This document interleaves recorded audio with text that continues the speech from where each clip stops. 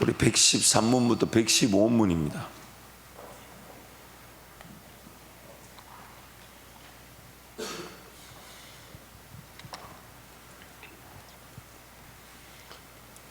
(113문) 제10계명에서 하나님께서 원하시는 것은 무엇입니까? 하나님의 계명 어느 하나에라도 어긋나는 지극히 작은 욕망이나 생각을 조금도 마음에 품지 않는 것이고 언제든지 우리의 마음을 다하여 모든 죄를 미워하고 모든 의를 좋아하는 것입니다. 113문 제10계명에서 하나님께서 원하시는 것은 무엇입니까? 하나님의 계명 어느 하나에라도 어긋나는 지극히 작은 욕망이나 생각을 조금도 마음에 품지 않는 것이고 언제든지 우리의 마음을 다하여 모든 죄를 미워하고 모든 의를 좋아하는 것입니다.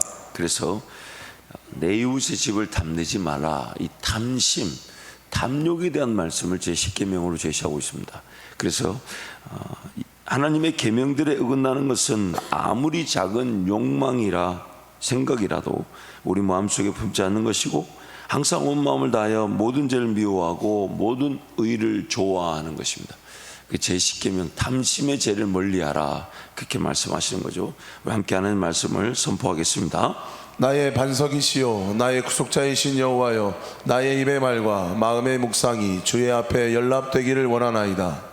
하나님이여, 나를 살피사 내 마음을 아시며 나를 시험하사 내 뜻을 아옵소서.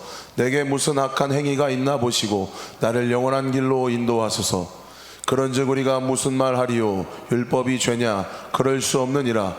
율법으로 말미암지 않고는 내가 죄를 알지 못하였으니 곧 율법이 탐내지 말라 하지 아니하였더라면 내가 탐심을 알지 못하였으니라. 아멘. 그래서 정효석 목사님의 글을 하나 소개드리면요, 10계명 중 제5계명은 하나님이 사람들 간에 세우신 질서와 권위를 상호 인정할 것을 요구합니다.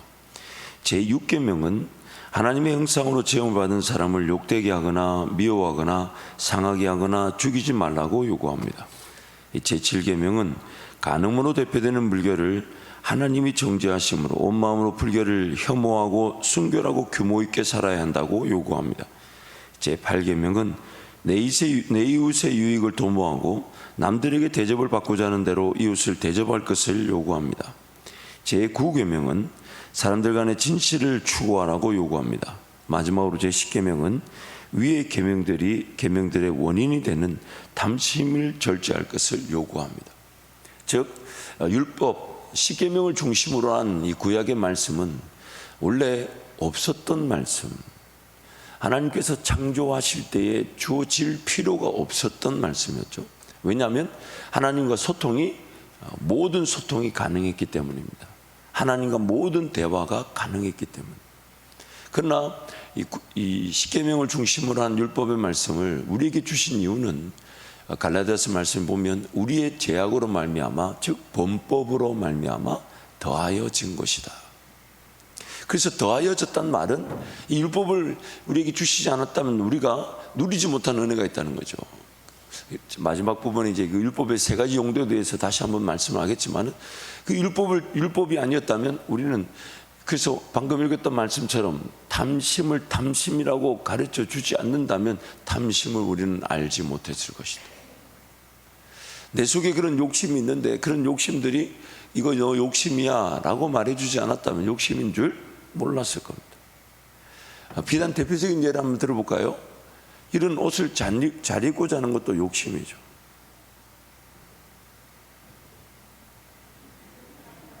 아닌가요? 사람마다 스타일이 좀 다르겠지만은, 그렇죠?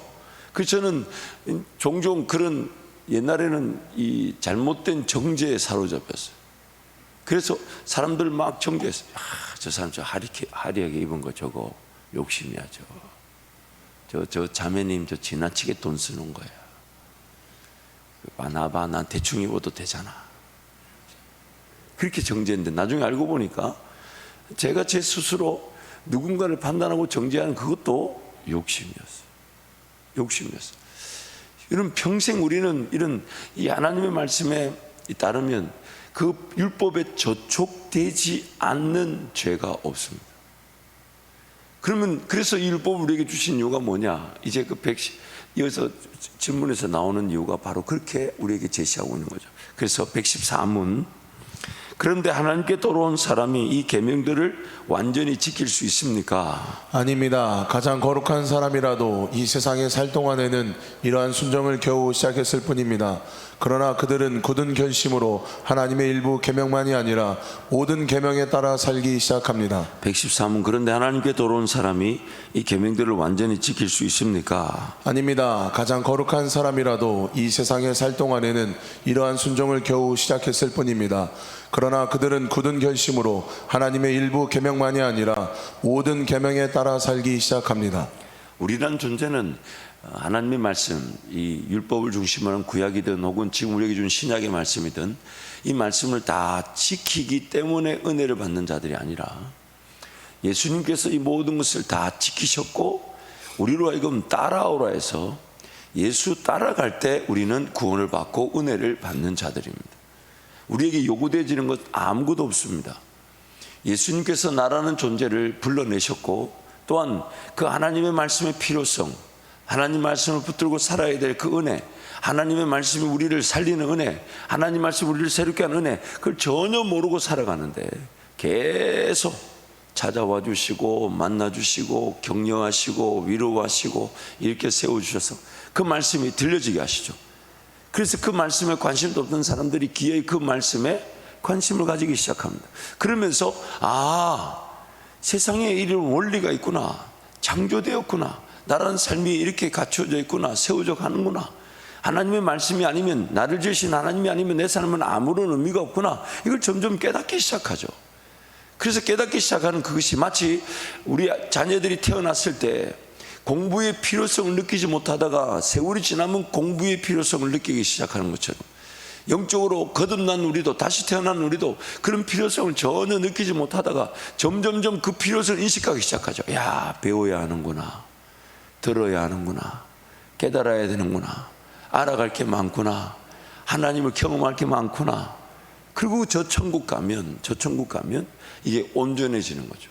하나님만을 알아가기 시작하고 하나님만을 즐거워하며 하나님만을 기뻐하는 그 영원한 천국의 삶을 누리기 시작합니다. 그래서 오늘 우리는 이 땅에서 무언가 지키고 무언가 내가 이루었기 때문에 은혜를 받는 것이 아니라 하나님을 알아갈 기회로 살아가는 거죠. 심지어 나 자신조차도 잘 모릅니다. 무엇이 나를 괴롭히고 있는지, 무엇이 나를 힘들게 하고 있는지. 근데 그걸 알아가는 거죠. 그래서 알아가면서 하나님을 더 의지해야 되는구나, 하나님을 더 붙들어야 되는구나, 하나님을 더 바라봐야 되는구나, 예수께로 나아가야 되는구나, 예수 따라야만 하는구나. 그래서 오늘 우리는 이 땅의 삶이 뭘 다 이룰 수 있는 기회로 살아가지 않습니다. 하나님의 말씀 우리는 1.1핵이라도 다 이루어야 되지만 우리는 그걸 이룰 수 있는 능력을 가진 자들이 아니에요. 그러나 성경이 이렇게 말합니다.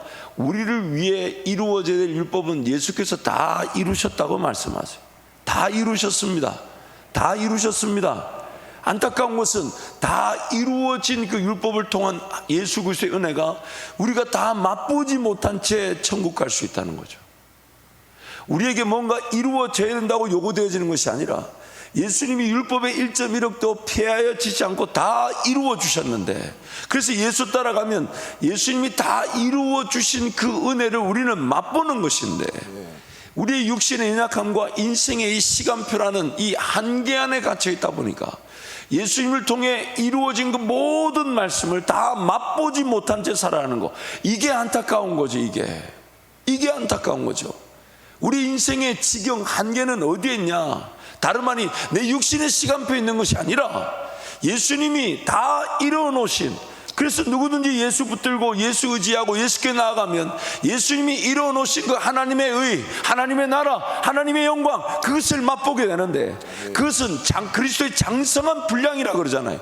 그리고 예수를 알아가는 지식이라 하고, 그 지식이 얼마나 고상하면 사도 바울은 모든 지식, 모든 세상 것들을 배설물과 해로 여기고 예수 그리스도라는 지식, 그것을 가장 고상하게 여긴다고 했는데, 그래서 오늘 우리의 삶의 목표와 방향은 다름 아닌 예수 알아가는 것이고, 예수 맛보는 것이고, 예수 경험하는 것이며, 예수 따라가기만 하면 예수님이 이뤄놓으신 모든 하나님의 의가 우리 자녀들에게 그 열매와 영광으로 맛보아지게 되는 것입니다. 아멘. 그래서 우리는 창조 때부터 하나님을 경험하기 위해 지음을 받았고 하나님을 맛보기 위해 지음을 받았는데 그것을 제대로 하지 못하더라는 거예요.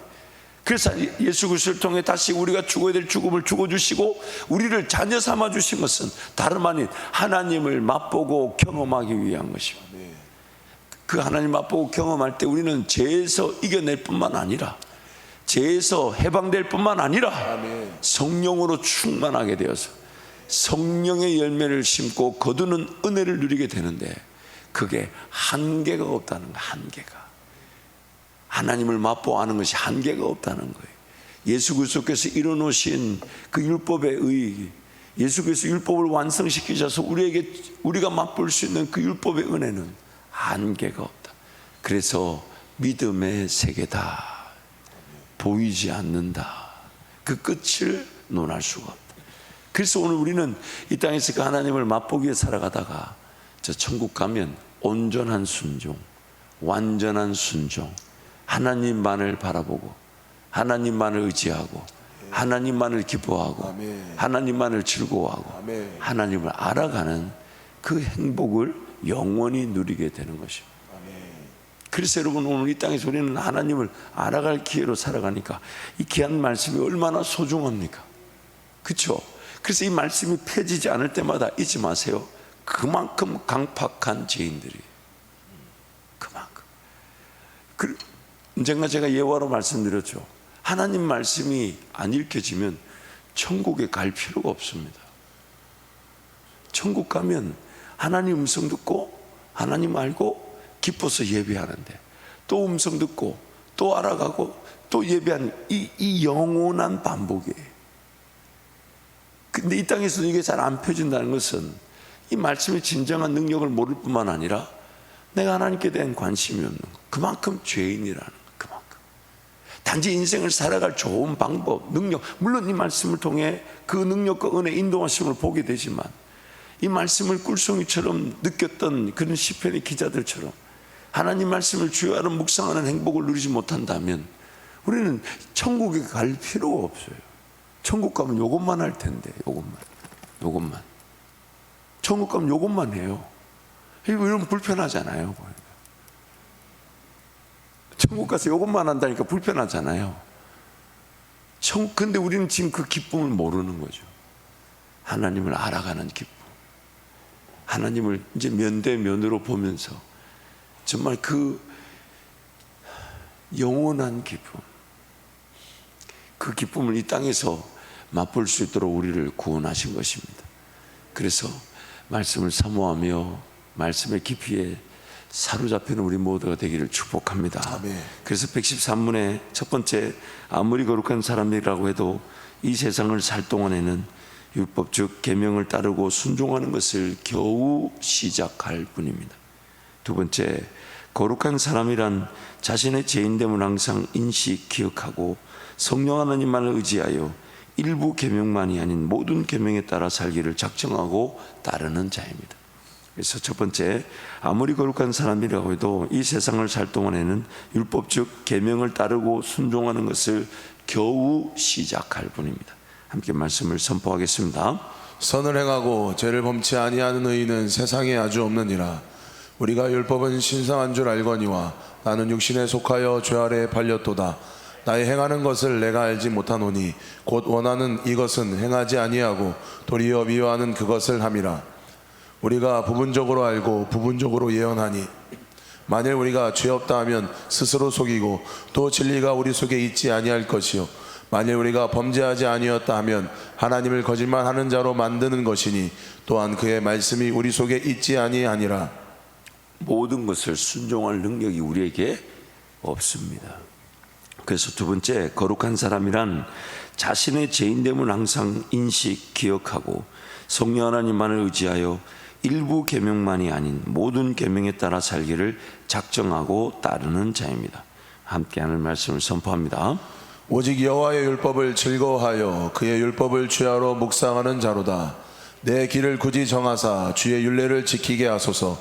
내가 주의 모든 계명에 주의할 때에는 부끄럽지 아니하리나이다.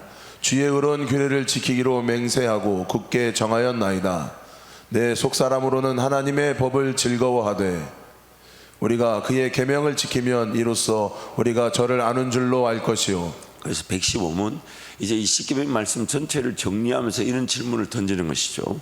이 세상에서는 아무도 십계명을 완전히 지킬 수 없는데 하나님께서는 왜 그렇게 엄격히 십계명을 설교하게 하십니까? 첫째, 평생 동안 우리의 죄악된 본성을 더욱더 알게 되고 그리하여 그리스도 안에서 사죄와 의로움을 더욱더 간절히 추구하도록 하기 위함입니다.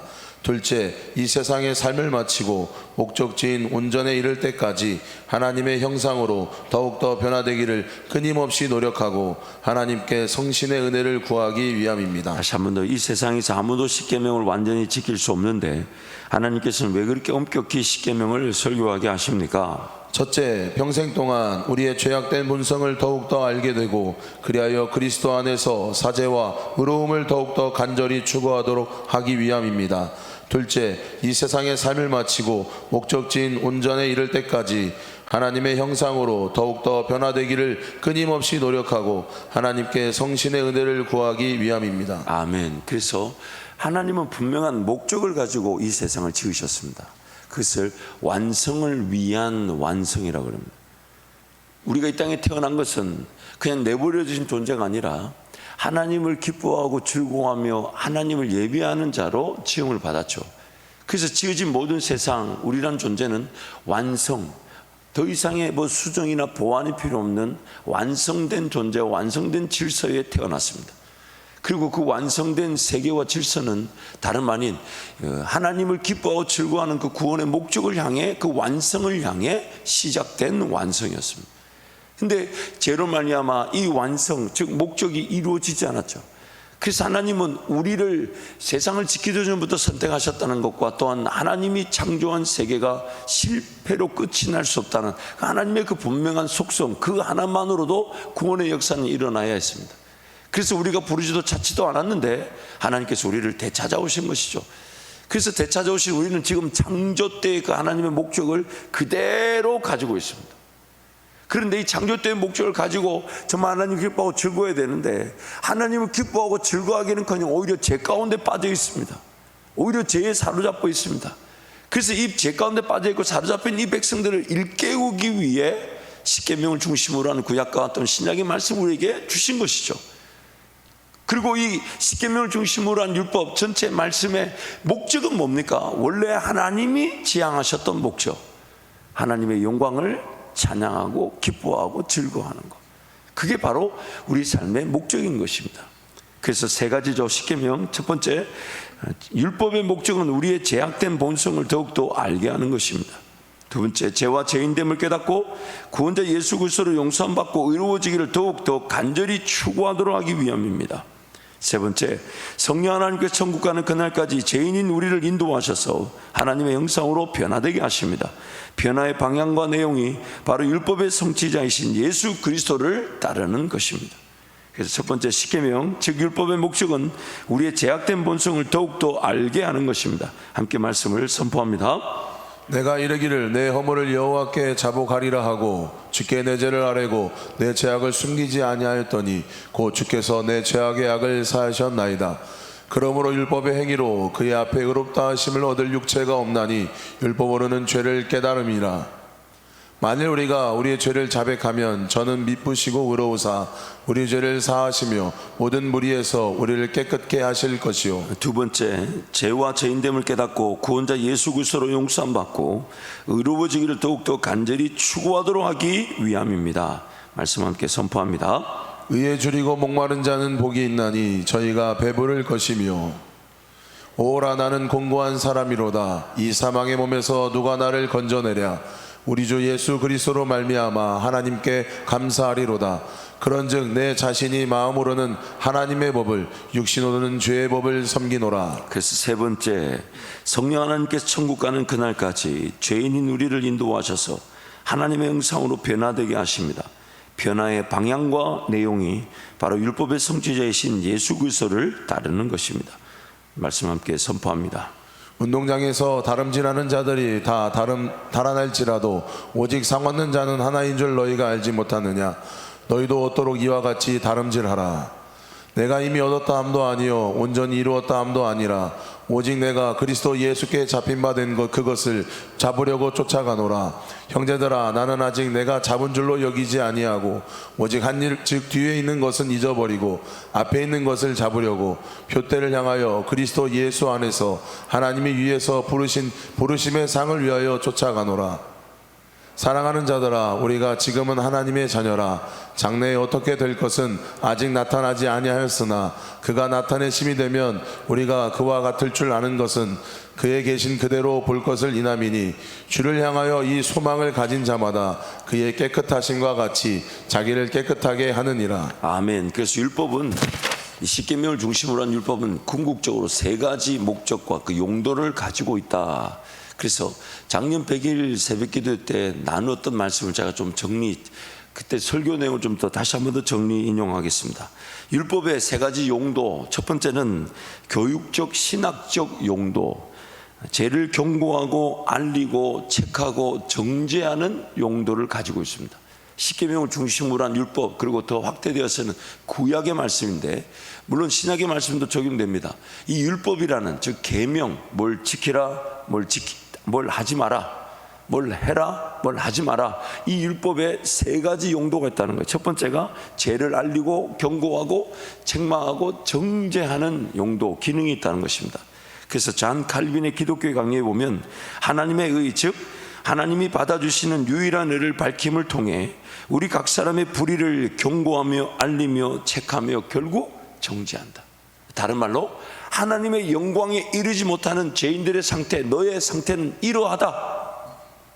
얼마나 하나님 앞에 걸맞지 않은지, 그래서 하나님의 은혜를 누리지 못하는 것이며 하나님 음성이 들리지 않는 것이며 하나님께 관심이 없는 것인데, 다름 아닌 죄 때문이다, 불의 때문이다, 불순종 때문이다.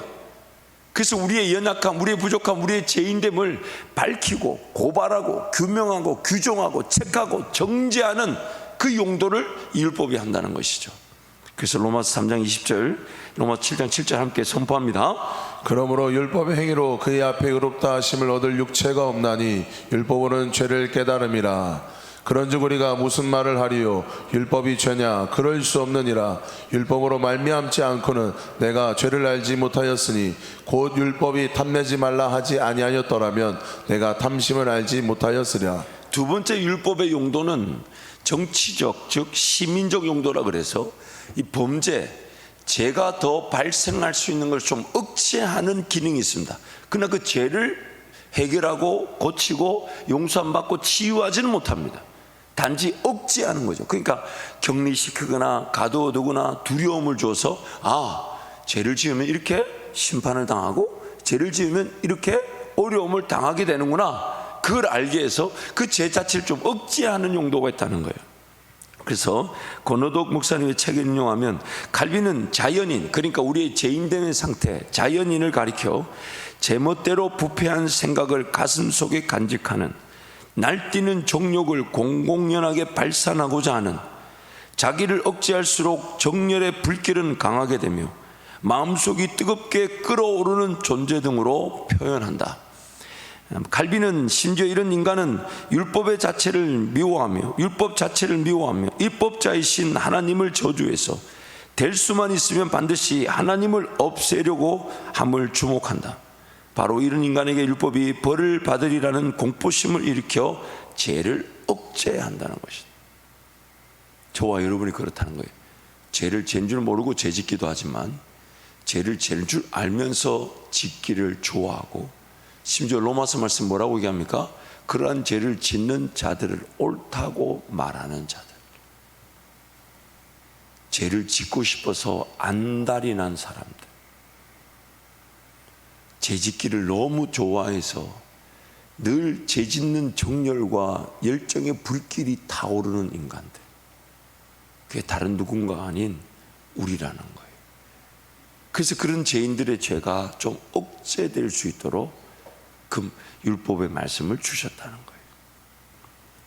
로마서 3장 19절 7장 말씀 함께 선포합니다. 우리가 알거니와 무릇 율법이 말하는 바는 율법 아래에 있는 자들에게 말하는 것이니 이는 모든 입을 막고 온 세상으로 하나님의 심판 아래 있게 하려 함이니라. 이로 보건대 율법은 거룩하고 계명도 거룩하고 의로우며 선하도다. 그런즉 선한 것이 내게 사망이 되었느냐? 그럴 수 없느니라. 오직 죄가 죄로 드러나기 위하여 선한 그것으로 말미암아 나를 죽게 만들었으니 이는 계명으로 말미암아 죄로 심히 죄되게 하려 함이라. 아멘. 세 번째 용도는, 첫 번째 용도가 어떤 그 율법, 즉 죄를 고발하고 규정하고 드러내고 체크하고 정죄하고, 두 번째는 이제 그 죄로 말미암은 그 심판, 어떤 죄의 대가를 인식시켜 줌으로써 두려움을 통해 그 죄가 좀 억제될 수 있게 한다면, 세 번째는 우리 삶에 그래도 방향을 제시해 준다는 거죠. 물론 우리는 그것조차도 모르고 살았죠. 그러나 성령 하나님께서 어느 길로 인도해 가시고, 예를 들면 도둑질하지 말라 그러면 내 힘으로 도둑질하지 말라, 이걸 지켜지지 않지만, 그러나 성령 하나님은 예수 따라가는 자들에게 도둑질하지 않고도 살아갈 수 있는 은혜를 주시게 되니까, 그래서 우리 마음에 그런 걸 사모하게 만들죠. 그래서 내가 내 자신을 발견하면서 다른 사람을 더 존중해주고, 누군가 것을 훔쳐서 내가 잘 되려고 하기보다는 내 것을 그들에게 주어서 하나님 나라가 세워져 가는 일에 관심을 두게 하는 그 방향을 제시해. 그래서 신자의 삶을 위한 규범의 용도다. 즉 방향을 제시하고 그 방향에서 그것이 성령 하나님이 이루어지도록 우리를 이끌어 가신다. 그래서 마이클 호튼이라는 신학자가 정말 멋있는 내용을 소개합니다.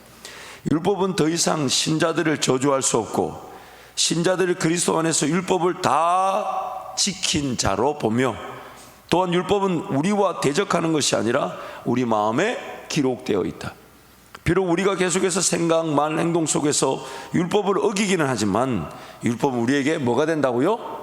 우리에게 뭐가 된다고요? 빛이 된다. 그리고 궁극적으로 율법은 우리를 누구에게로 인도해 갑니까? 예수께로 인도해. 이제 여러분 조금 이제 말이 나오기 시작했어요. 이게 벌써 2년 만에 된 일인데, 율법은 우리에게 빛이 된다. 즉 예수께로 우리를 인도해 간다.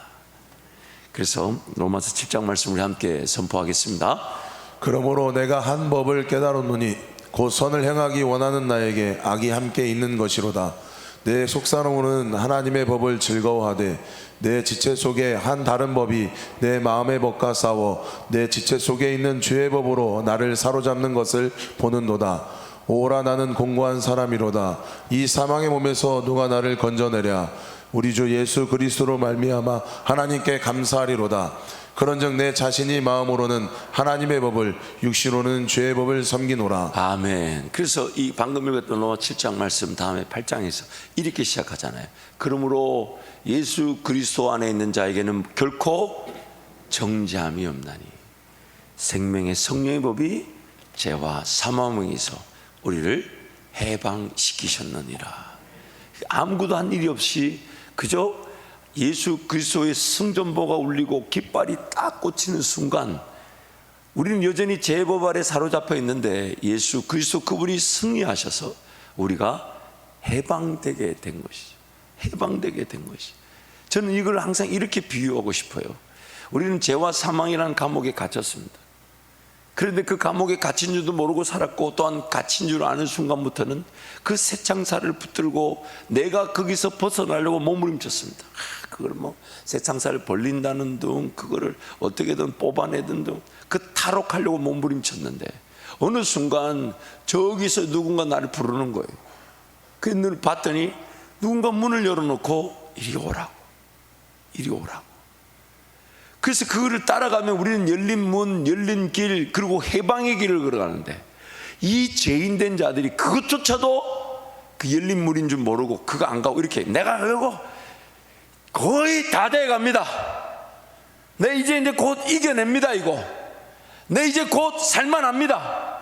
내 이제 곧 돈 벌면 갖다 드릴 테니까 기다리세요 하고 안 간다는 거예요. 누구한테 지금 얘기하느냐? 따라오라는 예수님한테 안 따라가고 그거 붙들고 씨름하면서 삽니다. 나의 세상살이도, 내 삶의 이유도 예수님이시며 어떤 예수 따라갈 때 우리는 거기서 진정한 자유와 행복을 맛보게 되는데, 아니 유일한 자유와 행복이 거기 있는데, 죄에 사로잡혀 있는 우리가 죄와 사망의 법이라는 것에 갇혀 있는 줄도 모를 뿐 아니라 갇혀 있는 그 공간에서 어떻게든 이제는 내 힘으로 살아보려고 몸부림친다는 거예요. 평생 죽기를 무서워함으로 일평생 자기 죽음에 묶여 살아가는. 그래서 하나님의 음성을 들어보려고 하고 하나님의 인도하심을 기다려보고, 주께서 나를 살려주시면 내 삶이 되고, 아니면 죽을 것이냐, 죽으면 죽으리라. 그래서 하나님 앞에 버티고 인내하고 기다리는 것이 우리 삶의 어쩌면 전부인데, 그것을 자기 죽음, 자기 부인, 그러면서도 오늘 또 주어진 삶에 주의 은혜를 기다리면서 현실의 삶을 회피하지 않고 살아가는, 그래서 자기 십자가 지고 걸어가는 건데, 그런데 그 죽음을 인정하지 않은 채 여전히 씨름하죠. 여전히 인간적인 욕심으로, 인간적인 계획으로, 인간적인 생각으로, 그래서 누군가를 세우고 누군가가 잘되게 하는 복의 통로가 아니라 내 거, 내 가정, 내 자녀, 내 일터, 내 삶 먼저, 나부터 좀 더 잘돼야 니도 복을 받을 수 있는 거 아니냐. 성경 그렇게 말하지 않죠? 네가 지금 물질을 가져야 될 이유가 뭐냐? 너 지금 복을 받아야 될 이유가 뭔데? 그거 해결돼야 될 이유가 뭔데? 무엇 때문인데? 공중의 새와 같이 들의 풀과 같이 먹여주고 입혀주신 하나님을 믿는 거냐? 아니면 못 믿어서 지금 너 달라고 하는 거냐? 나는 지금 내일도 하늘의 문은 열려져 있어 만나와 같은 일용할 양식 하나님 나에게 주실 텐데, 그거 염려한다고 지금 달라는 거 아니냐? 왜 줘야 되는데? 너 왜 복을 받아야 되는데? 하나님 너를 왜 도와줘야 되는데? 하나님 내 삶을 왜 인도해 주셔야 되는데? 우리 스스로 그렇게 자문해 봐야 되는 거죠. 우리 스스로 자문해 봐야 되는 거예요. 내 삶을 먼저 돌보고로 한 다음에 걸어갈 수 있는 하나님 나라가 아닙니다. 왜냐하면 내 삶을 돌보고자 하는 것은 기준이 없어요. 기준이 한 가지 기준밖에 없어요. 하나님이 일용할 양식으로 나를 먹이신다. 어디 가든지 내 거처는 있다. 그 기준 외에 다른 기준으로 내 삶을 돌보려는 순간 평생 속아버리더란 말입니다. 평생 속아버려요. 평생 속아요. 내 삶에 살아갈 이유는 주님이 나를 살려놓으셔서 주님이 원하시는 일에 주님의 일을 감당하나, 그것도 내가 하나님을 더 기쁘게 예배할 기회가 되고, 내가 더 기쁘게 주님을 찾고 구할 기도의 기회가 되니까, 주님 사랑의 기회가 될 것이니까, 그것이 내 삶의 이유이자 목적인데, 그 목적에 맞춰가지 않으면 평생 도대체 얼마를 주면 내 미래가 안정적일까요? 도대체 얼마면 내 미래가 보장되는 걸까요? 아마 우리 성도들 중에 그렇다고 큰 물질을 구하거나 원하지 않는다는 거 저도 압니다. 그러나 지금보다 조금 더 얻고자 하는 평생의 욕심에 평생 가치입니다. 평생 가치. 제가 이 말씀을 나누면서 앞으로는 우리 성도들이 더 헌신할 기회를 만들어야 되겠구나. 아멘 안 하는 거 보면 보통 강팍한 게 아니에요. 더 희생할 기회를 만들어야겠구나. 더 수고할 수 있도록, 그러나 기꺼이 할 사람들을 하나님이 세워주실 것이니까. 뒤돌아보면 여러분, 그때 하나님께 헌신했던 즐거움이 제일 행복한 추억 아닙니까? 그때 정말 몸도 힘들었고 여력도 없는데 그냥 주님 사랑 때문에 달려나와 헌신할 때가 반드시 있었고 있을 것인데, 반드시 있었고 있을 것인데, 지나고 보면 그때가 제일 행복하지 않았나요? 그때가. 지금도 제가 제일 행복했던 때를 묻는다면요, 교회 사역을 그만두라 하셔서 그만두고 나왔는데 교회 사역이 연결되지 않아. 이게 무슨 일인가? 근데 그 1년 동안 복음을 전하고 전도하고, 제가 전도한 그 사람들을 새벽에 화요일부터 금요일까지, 또 저녁에는 화요일, 수요일, 금요일 이렇게 팀을 나누어서 그 사람들에게 복음을 전하고 함께 성장하고 함께 알아가고 함께 기뻐하고, 도대체 어디서 어떻게 일용할 양식이 주어질지 전혀 몰라도, 근데 지금도 생각하면 그때가 제일 행복했습니다. 그때가 제일 행복했어요. 제일 즐거웠어요. 그래서 한 분이라도 안 오면 무슨 일이 있는가 전화하기도 하고 찾아가기도 하고 기도해 주고 붙잡고 함께 울어주고 웃어주고 기도하고. 그게 제일 행복했어요. 그게 가장 즐거웠던 것 같아요. 왜냐하면 오늘 밤에라도 주님 날 부르신다면 뭐가 기억되어지겠습니까? 뭐가 남겠습니까? 뭐가 우리 하나님을 착하고 충성된 종아라고 나를 불러주실 근거가 되겠습니까? 물론 그런 것들이 불 가운데서 다 타버리고 하나도 남지 않아도 우리는 예수 그리스도로 말미암아 구원을 얻겠지만 내 삶의 오늘 삶의 초점과 방향은 다름 아닌 예수 따라가는 거.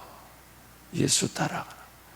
그래서 말씀을 대할 때마다 우리는 그 방향을 확인하게 되죠. 아, 예수님이 이 길로 나를 걸어가도록 말씀하시겠구나. 지금 말씀하시는구나. 예수님 이 길을 걸어가게 도와주십시오. 이 방향을 살아가게 도와주십시오. 이 방향에서 예수님 이미 이루어놓으신 그 은혜를 나도 맛보게 해 주십시오. 그것이 바로 우리 삶의 목적과 이유가 되는 것입니다.